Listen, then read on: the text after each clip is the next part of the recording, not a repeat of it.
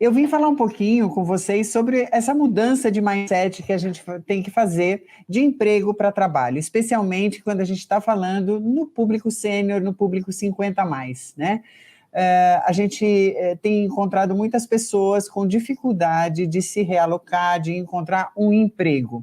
Então, eu vim conversar um pouquinho com vocês sobre a questão emprego, trabalho, mercado de trabalho para o público sênior.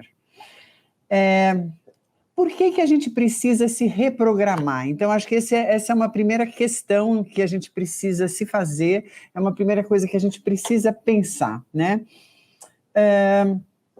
Antes de mais nada, acho que é importante eu me apresentar um pouquinho, apesar do Vanderlei ter me apresentado aqui, né? Eu trabalho com transição de carreira, trabalho com desenvolvimento de pessoas, trabalho com diversidade etária, etarismo, e sou psicóloga, e nessa área de recursos humanos eu já estou há mais de 30 anos, né? Então, acho que eu posso dizer que eu tenho um pouquinho de experiência, um pouquinho de lugar de fala, para falar um pouquinho sobre essa questão de mercado de trabalho, de emprego, enfim. Especialmente transição de carreira 50 a mais, que eu tenho atuado com muitas pessoas que estão querendo se reinventar, que estão querendo buscar coisas novas, coisas diferentes, né? O livro que vocês colocaram, né, é o livro que eu lancei agora no final do ano, falando um pouquinho sobre esse preconceito, sobre o etarismo, que infelizmente está aí na nossa sociedade, não só no mercado de trabalho, mas na sociedade como um todo. Muito bem, então acho que a primeira coisa que a gente tem que pensar quando a gente está falando em mercado de trabalho, né, a primeira coisa que a gente tem que observar é o cenário, né, o cenário que a gente tem em volta. Então, olhando para o Brasil, a gente tem uma queda nas taxas de natalidade, ou seja, as pessoas não estão querendo mais ter tantos filhos como tinham antigamente, né? Então, a gente teve uma queda muito grande nessas taxas. A gente teve também um grande aumento na expectativa de vida, ou seja, nós estamos vivendo mais, estamos mais longevos. Só que a gente tem uma questão muito séria, que é o etarismo no mercado de trabalho. Então, a gente tem uma sociedade que valoriza o que é novo, o que é jovem, né? A gente pode quase dizer que valoriza muito as coisas descartáveis, né? Então, as pessoas mais velhas, as pessoas maduras, elas acabam tendo uma dificuldade muito grande neste cenário dentro das organizações, porque as organizações que deveriam estar considerando esse cenário e percebendo que, puxa, se a gente tem uma inversão na nossa pirâmide etária, eu tenho que repensar o meu planejamento de recursos humanos, eu tenho que repensar o que eu vou ter que fazer dentro da minha empresa, eu terei que ter mais pessoas mais velhas dentro da organização. Ainda assim, isso não acontece no ritmo que deveria estar acontecendo. Então, por conta disso, a gente percebe muitas pessoas acima de 50 anos, às vezes até de 40 anos, que estão desempregadas, buscando um emprego e não conseguem, porque as empresas elas são refratárias, elas não estão abertas a trazer pessoas mais velhas para dentro de seus quadros. Bom, mas e aí, o que eu faço? Eu preciso trabalhar, né? Eu vou viver mais e as empresas não me querem? Como que fecha essa conta, né? Por que eu não consigo mais emprego? Bom, então a gente tem dentro das organizações um funil, né? Normalmente a gente começa a nossa carreira numa posição mais júnior, a gente vai crescendo, vai atingindo posições mais pesadas e, obviamente, as organizações têm menos posições mais pesadas. Então, tem menos oportunidades mais pesadas. Então, isso faz com que na medida que a gente vai crescendo, tenham menos oportunidades dentro das organizações. Bom, e quando a gente fala em etarismo, quando a gente fala em preconceito, a gente tem que pensar nos estereótipos, né? A gente tem que pensar quais são as raízes desse preconceito dentro das organizações, né? Lógico que o etarismo, ele atinge tanto pessoas mais velhas como pessoas mais novas, mas ele é muito mais contundente quando a gente está falando de pessoas mais velhas. Então, muitas vezes as pessoas mais velhas, elas têm meio que um carimbo de que elas têm dificuldades de aprendizado, elas não conseguem lidar com tecnologias, nem sempre aceitam liderança de pessoas mais jovens, muitas vezes são teimosas, muitas vezes são pouco atualizados e caros, né? Porque dentro daquele funil que eu comentei agora há pouco, ou seja, dentro do nosso crescimento dentro da organização, a gente vai ficando mais caro, isso é normal, né? Então, muitas vezes, as pessoas que estão dentro das empresas contratando profissionais, elas têm esses preconceitos na cabeça. Puxa, eu não vou trazer pessoas mais velhas, porque além de serem mais caros, tem todas essas outras questões, né?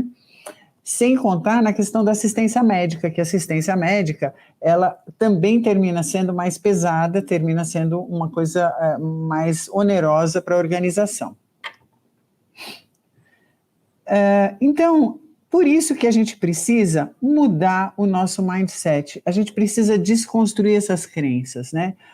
Eu percebo quando eu faço trabalhos de transição de carreira, que muitas pessoas têm dentro delas esse preconceito. Essas crenças estão dentro de nós. Então, a primeira coisa que a gente tem que fazer é desconstruir essas crenças dentro da gente, porque é aquela coisa, você não consegue vender nada se você não acredita no que você está vendendo. Então, como é que você vai se vender se você não acredita em você? Então, a primeira coisa que você tem que fazer é mudar o seu mindset.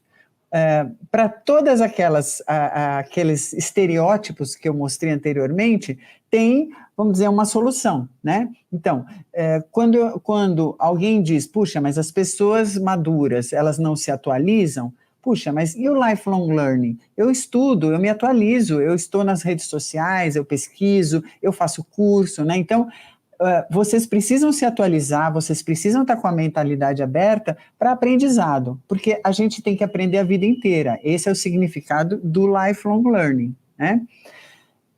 Pessoas maduras têm dificuldade com tecnologia? Não, não tem. Eu estou no WhatsApp, eu estou no Zoom, eu estou aqui nessa plataforma com vocês, né? Então, vocês têm que pensar, né, que se não são nativos digitais, se a tecnologia é uma segunda língua para vocês, vocês têm que aprender, né? A gente não fala que, puxa vida, o inglês é um mal necessário, eu preciso saber um mínimo de inglês para poder me realocar. Tecnologia é a mesma coisa. Então, não adianta você dizer, puxa, eu tenho dificuldade com tecnologia, eu não vou aprender. Não, tem que aprender sim. Vai fazer curso, treina, pega o seu celular, pega o seu computador e busca aprender, né? Tem muito curso gratuito, tem muita ferramenta no YouTube, por exemplo, que você pode, muito vídeo no YouTube que você pode fazer tutoriais, né? Onde você pode aprender sozinho. Então, tem que aprender a lidar, pelo menos, com algumas tecnologias que são ferramentas mais básicas, né? Outra coisa, você tem que pensar que você vai encontrar ambientes intergeracionais, de qualquer maneira, dentro das organizações. Então, é quase que certo que você vai ter um gestor ou uma gestora mais nova que você. Isso é fato, né? Então, eu tenho visto dentro das organizações que é muito comum a gente ter gestores muito mais jovens do que várias pessoas que estão dentro das equipes. E isso tem que ser uma coisa tranquila para você, né? Então, é aquilo, tem que aceitar, tem que começar a compreender que esse é um novo mundo.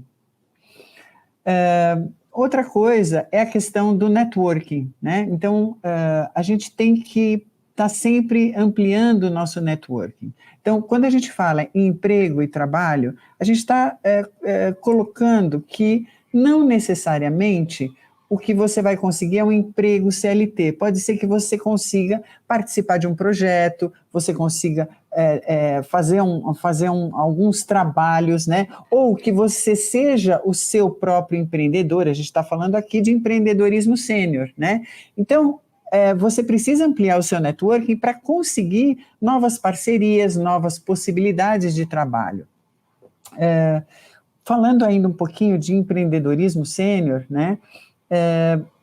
A gente tem que pensar que o empreendedor não é aquele cara que compra uma franquia, né? Então, você, tendo o teu trabalho, né, oferecendo um trabalho para alguém, você está sendo o seu próprio empreendedor. Então, a gente precisa um pouco parar com essa coisa de, eu não tenho um perfil empreendedor, então, para mim vai ser muito difícil, eu só vou voltar a trabalhar se for um emprego CLT. Não, você pode até procurar um emprego CLT, mas, enquanto isso, é importante que você tente pensar naquilo que você gosta de fazer, sabe fazer e faz bem, para poder oferecer para empresas, enfim, nas plataformas. Eu vou falar disso agora daqui a pouquinho.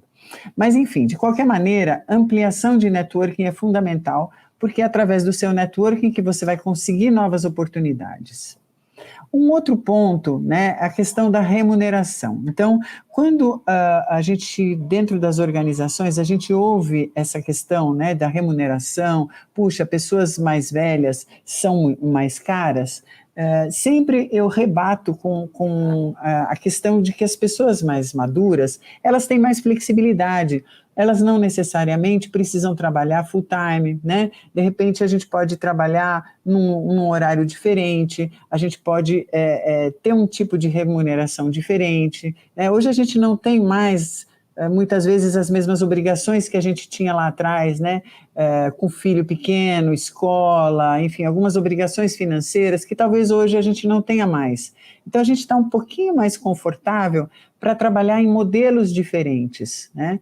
E essa remuneração, ela pode acompanhar isso, até porque se eu tenho uma flexibilidade de horário, eu também posso fazer outras coisas, eu posso ter vários trabalhos, e essa, gente, é uma tendência, a gente ter vários trabalhos diferentes, né? Eu, por exemplo, trabalho em várias frentes, né? Então, eu trabalho com consultoria, eu dou aula, eu faço palestras, eu faço várias coisas diferentes, e no final do dia, com isso que eu sobrevivo, né? Então, eu vou juntando várias coisas, eu não tenho um emprego já há muito tempo, porque as pessoas têm a falsa impressão de que o emprego te dá uma rede de proteção, uma rede de segurança, e, sinceramente, não dá, não é assim que acontece. Quando você trabalha por conta própria, você aprende a montar essa sua rede e você fica muito mais seguro, porque você montou essa rede, você sabe exatamente o quanto você tem, o quanto você pode gastar e como que você pode se organizar. Então, ninguém pode tirar isso de você.